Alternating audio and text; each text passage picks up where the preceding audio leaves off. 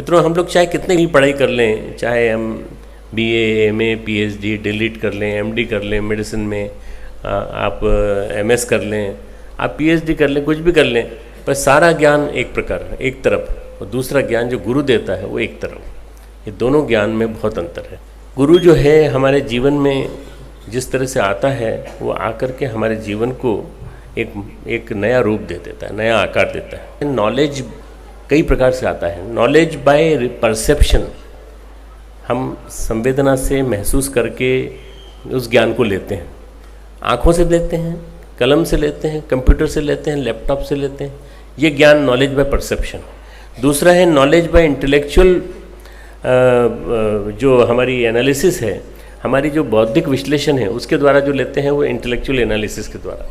दूसरा ज्ञान विश्लेषण, बुद्धि, धर्म, बुद्धि के माध्यम से, तर्क के माध्यम से। तीसरा है नॉलेज बाय इंट्यूशन, जिसकी हमें एक आभास हो जाता है, अंतः प्रज्ञा, अंतः जगत में हमारे स्पार्क होने लगता है कभी कभी कि ये वास्तव में ये चीज़ सही है। गुरुदेव का प्रवचन सुनते सुनते कई बार अंदर से लगता था ये बात बिल्कुल सही है। ये इंट्यूशन जागृत करता है गुरु।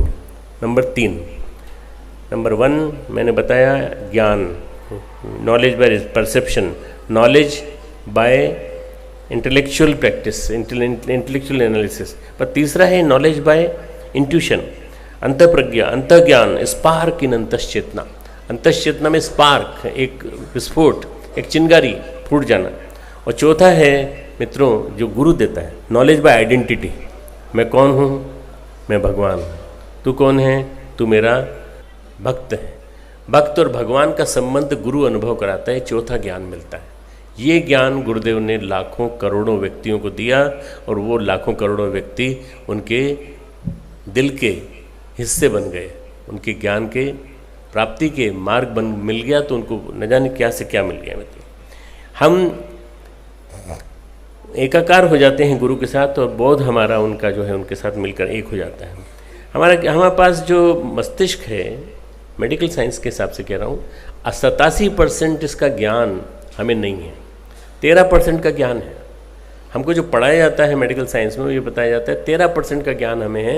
इस 13% का ही चमत्कार है कि आदमी बुद्धि से कुछ तो भी बोलता रहता है, कुछ तो भी कहता रहता है। 87% को जगाने का काम गुरु करता है। इस 87% के अंदर जो बहुत कुछ छिपा पड़ा है, जिसमें अतीन्द्रिय क्षमताएँ भी हैं, रिद्धि सिद्धियाँ हैं, विलक्षणताएँ हैं, अभूतपूर्व कार्य करने की सामर्थ्य, वो जो गुरु जगाता है। तो ये जो गुरु करता है आइडेंटिटी से करता है, अपनी पहचान से करता है। जब अर्जुन जो है वो कहता है कि आप भगवान आप किस रूप में हैं, कैसे हैं, आपका और मेरा जन्म तो बहुत अभी का ही है, थोड़े दिन पुराना ही है। आप कैसे कह सकते हैं कि आपने ये ज्ञान पहले उनको दिया था, सूर्य को दिया था? सूर्य का जन्म तो हजारों लाखों से वर्ष पुराना है। तो फिर वो कहते हैं जन्म कर्म च मे दिव्यम एवं यो वेत्ति तत्वतः। मेरा जन्म और कर्म दिव्य है, डिवाइन। और जब जन्म कर्म दिव्य होता है तो उसमें फिर कोई बाउंडेशंस नहीं होती, कोई बाउंड्रीज नहीं होती, वो मिलता चला जाता है। मित्रों, ये कुछ अधिक के लिए गुरु स्वयं सदगुरु बन जाता है, कुछ अधिक देने के लिए गुरु स्वयं सदगुरु बन जाता है। बुद्धि शिक्षा जहाँ समाप्त हो जाती है मित्रों, श्रद्धा का क्षेत्र शुरू होता है। जब बुद्धि और शिक्षा समाप्त हो जाती है, मेरी जिस दिन बुद्धि समाप्त हुई, जिस दिन मेरी शिक्षा समाप्त हुई, मैं अपना पहली बार का एनकाउंटर बताता हूँ गुरुदेव के साथ। एनकाउंटर इसलिए बोल रहा हूँ कि आपको समझ में आ जाएगा कि किस तरह से मैं गुरु से मिला। मैं 13-14 साल का था और पिताजी गायत्री तपोभूमि चले गए थे, शिविर कर रहे थे। जब मैं गुरुदेव से मिला तो मैं रिक्शे से उतर करके अपने नौकर के साथ सामान लेके उतरा, और मैंने गुरुदेव को टहलते हुए देखा वहाँ पे धोती कुर्ते में। मैंने कहा ये जरूर यहाँ के चौकीदार है। मैंने कभी फ़ोटो नहीं देखा था उनका, मैंने कहा जरूर यहाँ के चौकीदार। मैंने कहा भाई साहब बताएंगे कि ग्वालियर के जज साहब कहाँ रुके हुए हैं? यही मेरे पिताजी का नाम था, ग्वालियर के जज साहब। तो उन्होंने कहा अच्छा तुम्हारा नाम प्रणव है। मैं बड़ा खुश हुआ कि मेरा नाम यहाँ का चौकीदार भी जानता है कि मैं आने वाला हूँ, ये भी जानता है वो कि मैं आने वाला हूँ, ये भी जानता है। उन्होंने मेरे गुरुदेव ने मेरे हाथ से बैग लिया, बोले चलो मेरे साथ चलो, मैं ले चलता हूँ। बस 2 मुश्किल से 5 मिनट के फासले पे सीढ़ियाँ थीं, ऊपर ले गए। ऊपर ले जाके दरवाजा खटखटाया, खटखटाने के बाद वो बोले जज साहब प्रणव आया है।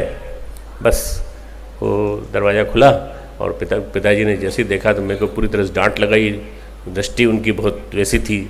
उन्होंने कहा तुम गुरुदेव के हाथ सामान लिया, उन्होंने अंदर रखा। उन्होंने कहा गुरुदेव क्षमा कर दीजिएगा, ये जानता नहीं है कि आप कौन हैं, आप ही गुरुदेव हैं, ये जानता नहीं। जब मेरे को पता चला वो वही गुरुदेव हैं, मैंने प्रणाम किया। प्रणाम करने के बाद गुरुदेव ने पास बिठाया और कहा कि तुम पहली बार में जिस तरह से मिला था वो बता रहा हूँ, 1963। उसके बाद गुरुदेव ने कहा तुम आज आराम कर लो, थोड़ा थके हो, फिर तुम मेरे पास आना, मैं तुमसे बात करूँगा।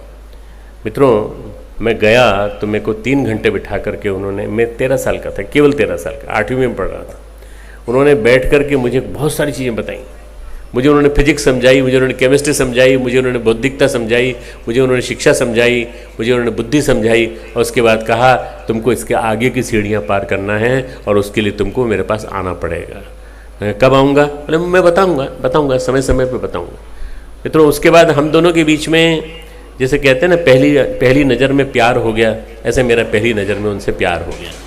मेरे को जब हो गया पहली नज़र में प्यार, तो उसके बाद फिर मैंने किसी तरफ नहीं देखा, किसी तरफ नहीं मुड़ के नहीं देखा। बस ये एक ऐसा प्रकरण मेरे जीवन में आया 1963 में, जिसने मेरे जीवन को बदल दिया पूरी तरह से।